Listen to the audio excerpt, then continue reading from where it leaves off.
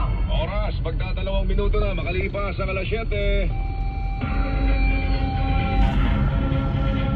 Handog sa inyo ng Super Radio DZBB at lahat ng Super Radio sa Luzon, Visayas at Mindanao. Live ngayong umaga. Ito ang Super Balita sa Umaga. Nationwide, nag-uulat live mula sa Super Radio DZBB.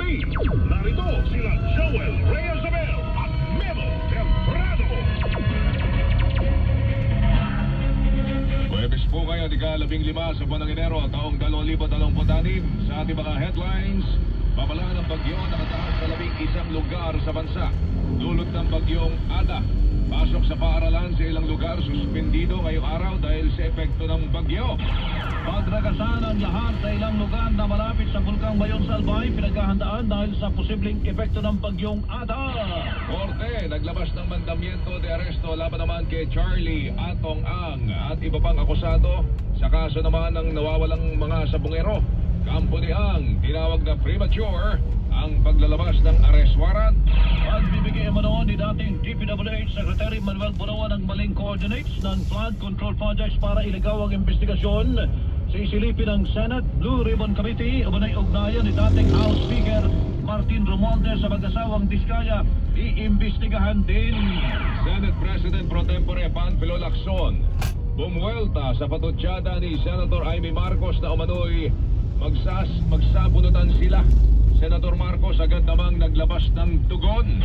Department of Energy paubaya sa Office of the Solicitor General at Department of Justice ang anumang legal na hakbang laban sa kumpanyang Solar Philippines Power Project Holdings na itinatag ni Congressman Leandro Leviste.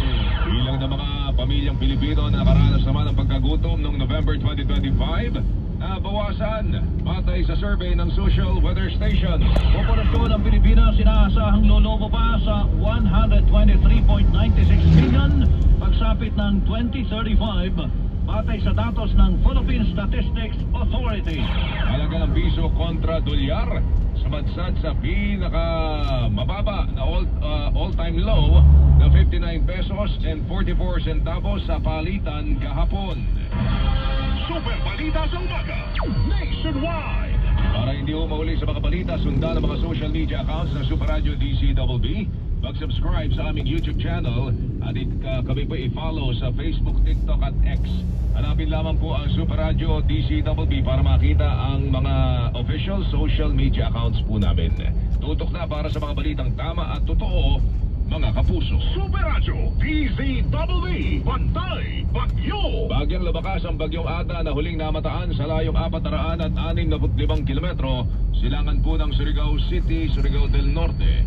Taglay po ng bagyo, pinakamalakas na hangin, 55 kilometro bawat oras malapit po sa gitna at meron po itong pagbugso na 70 kilometro bawat oras. Kumikilos po ang bagyo, Pailagang Kanluran, ang bilis po niya 20 kilometro bawat oras malapit po sa gitna. Sa ngayon ay nakataas ang babala ng bagyo bilang isa sa mga sumusunod na lugar: Sorsogon, Timog Silangang bahagi ng Albay, Northern Samar, Eastern Samar, Silangang bahagi ng Biliran, Silangang bahagi ng Leyte, Silangang bahagi ng Southern Leyte, Dinagat Island, Surigao del Norte, Surigao del Sur. Samantala, makararanas naman ng maulap na kalangitan na may mga pagulan ng Cagayan, Isabela, Aurora, Quezon Province, tulad po ng hanging amihan. Ang mga Metro Manila, Cordillera at Administrative Region, nalalabing bahagi ng Calabarzon at nalalabing bahagi ng Cagayan Valley ay magkakaroon po ng maulap na papore na may mahinang pagulan dulot ng amihan. Super Radio DZBB. Bantay Bagyo. Ito ang Super Balita sa Umaga. Nationwide. Sa detalye ng ating mga balita, suspendido ang klase, face-to-face classes sa ilang lugar sa bansa ngayong araw dahil sa epekto ng bagyong Ada. Walang klase. Pangit na resort. Hindi sa Pagita, pangit na resort.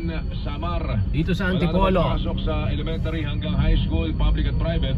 Sa lungsod ng Real Cove, Samar. pangalawang pangit na resort Walang dito sa face-to-face Antipolo. classes sa lahat ng antas, public at Pangit. private. Basura. Sorsogon hanggang bukas po yan, Enero 16. Bio Duran, dyan naman sa Albay.